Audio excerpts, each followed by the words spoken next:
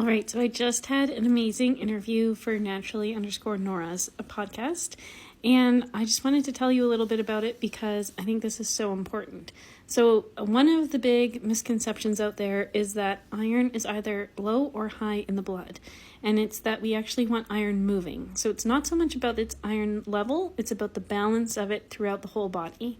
And there are a few really great ways to help increase the levels. So the first one is cod liver oil.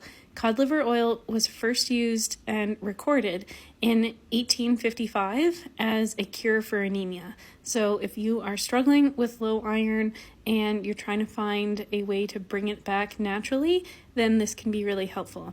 And if you're looking at all of these are all really great examples of why vitamin A in the form of retinol is so important.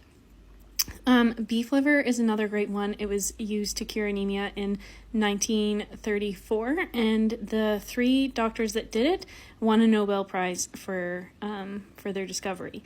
Then we have lard and tallow. Those are amazing oils. Instead of using seed oils, so like instead of canola oil, for example, switch it out with lard or tallow because those have a lot of nutrients in them, and lard actually has vitamin D in it, which is something that is difficult to get if you live in a northern climate like myself.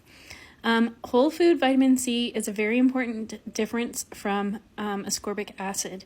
If you look at any of your supplements, odds are it's going to say vitamin C and then in brackets ascorbic acid. And the difference between the two is that ascorbic acid is like the shell of a car.